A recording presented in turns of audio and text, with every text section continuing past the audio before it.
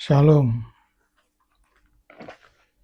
Kita lanjutkan suratan Efesus pasal 6 ayat 11 sampai 17. Kelengkapan senjata perang. Yang ketiga yaitu baju sirah keadilan. Baju sirah keadilan ini kita membaca di dalam Injil Matius pasal 6 ayat 1 sampai 18. Itu berisikan 3, yaitu ibadah, ya, terbagi menjadi 3, ayat 1 sampai 4 korban atau sedekah korban, ayat 5 sampai 15 doa, ayat 16 sampai 18 berpuasa. Ketiga-tiganya itu ditujukan kepada Tuhan yang tidak kelihatan, supaya Tuhan membalas baik pengorbanan kita secara finansial, doa kita, maupun berpuasa kita. Ya, sebetulnya ini nanti ada waktunya saya menerangkan ini jika kita sampai di sana, yaitu Injil Matius. Nah, itu baju sirah keadilan. Yang keempat, kasut kerelaan memberitakan Injil. Yesaya 52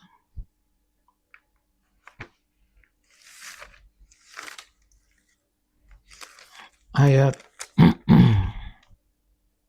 7.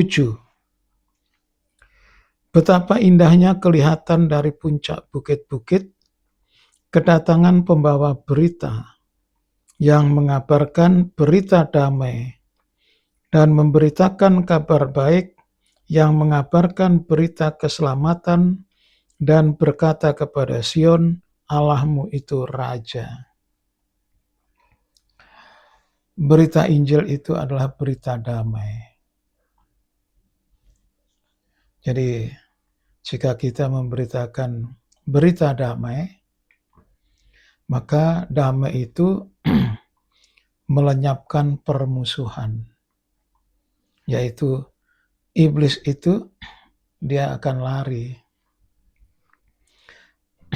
Tapi kalau kita datang membawa kericuhan, membawa permusuhan, nah di sanalah iblis itu semakin intervensi. Jadi untuk menaklukkan iblis, maka kita harus rela memberitakan damai sejahtera, ya, Injil damai sejahtera. Ayatnya Nahum 1 ayat 15, Roma 10 ayat 15. Yang kelima, perisai iman. Perisai iman ini kita membaca di dalam 1 Petrus pasal 5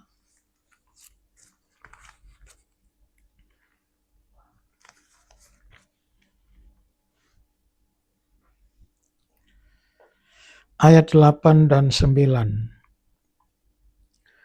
Sadarlah dan berjaga-jagalah, lawanmu si iblis berjalan keliling sama seperti singa yang mengaum-aum dan mencari orang yang dapat ditelannya.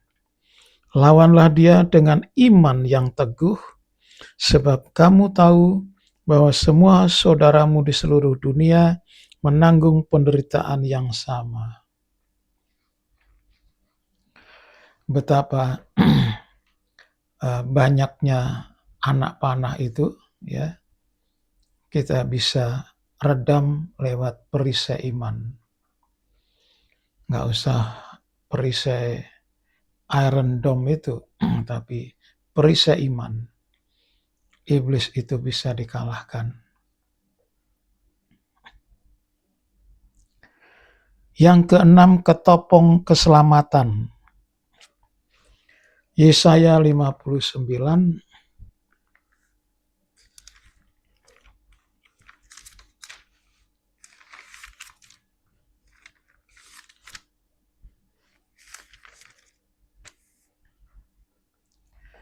ayat 17.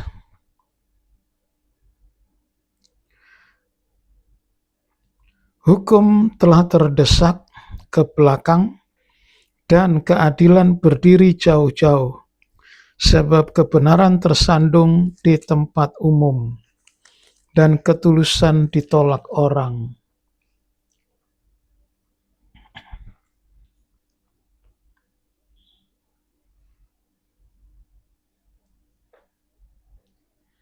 Ayat 17, ia mengenakan keadilan sebagai baju sirah, dan ketopong keselamatan ada di kepalanya.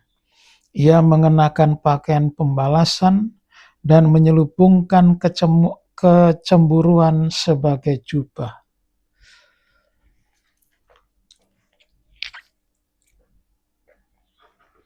Jika Tuhan sampai pada saatnya membalas,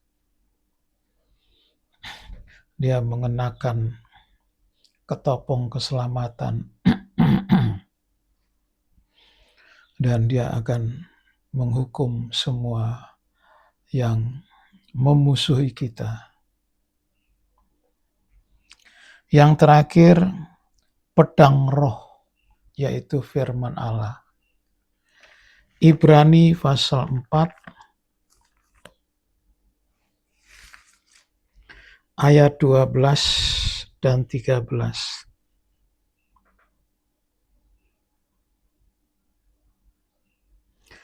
Sebab firman Allah hidup dan kuat dan lebih tajam daripada pedang bermata dua manapun.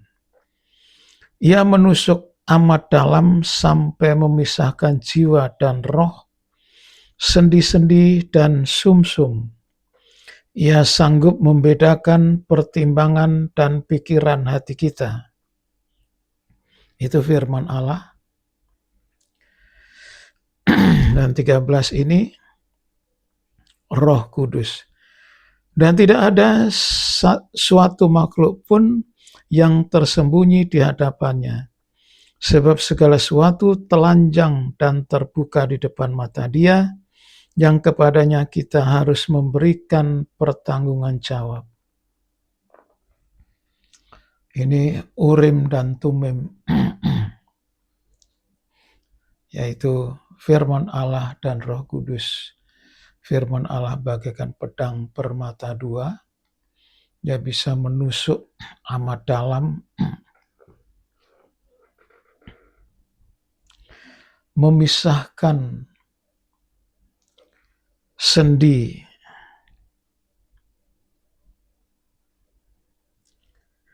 jiwa dan roh, sendi-sendi dan sumsum. Ini maksudnya adalah ketajaman firman Allah itu sampai ke dalam roh kita, sampai ke dalam jiwa kita. Jika ada roh yang tidak sehat, ya itu bisa dioperasi oleh firman Allah. Jika ada jiwa kita yang mulai miring-miring, nah itu dipotong supaya dibersihkan sampai sendi-sendi dan sumsum. Persendian itu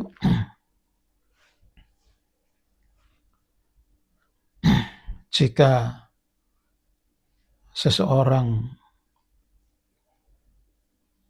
karena usia persendiannya bermasalah,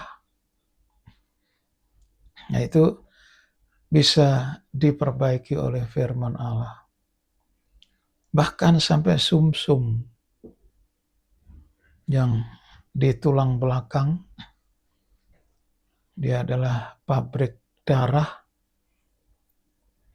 untuk memperbarui darah, itu pun bisa diperbarui.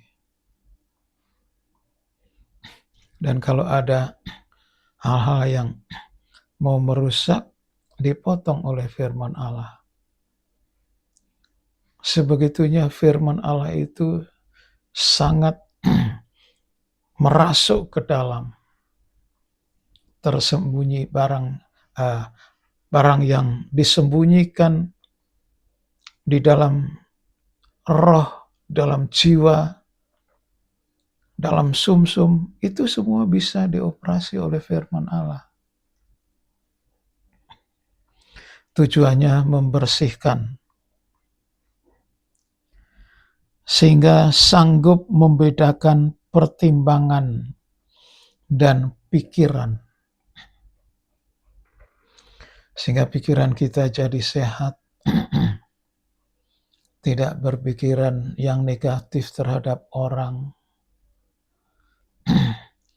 Orang datang dicurigai, dan lain sebagainya. Itu pikiran yang tidak sehat itu. Nah, harusnya firman Allah itu mengikis semua. Sehingga kita berpikiran positif.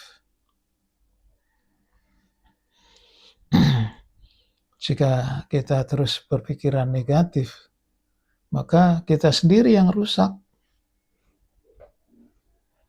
Sebab firman Allah itu bagaikan tidak mengena diri kita. Nah, itu kuasa firman Allah, dan tumim dan urim itu tumim, dan urim itu Roh Kudus. Urim itu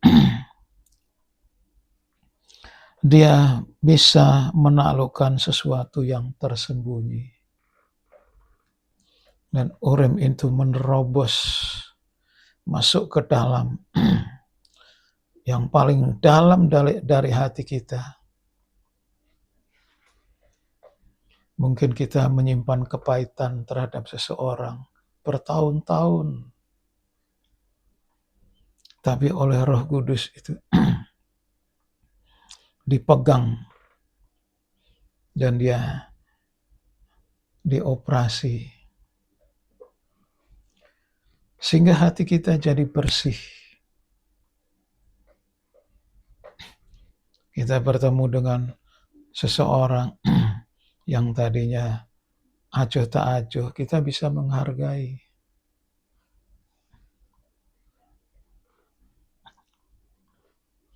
Karena satu saat kita harus mempertanggungjawabkan segala sesuatu kepada Tuhan. Nah, itulah perlengkapan senjata Allah bagi prajurit, terutama bagi pemberita Injil, itu harus lengkap. Nggak usah saya uraikan lagi, itu sudah berdiri tegap dan sebagainya itu. Yang kita pakai pedang roh, yaitu firman Allah dan Roh Kudus, maka kita siap tempur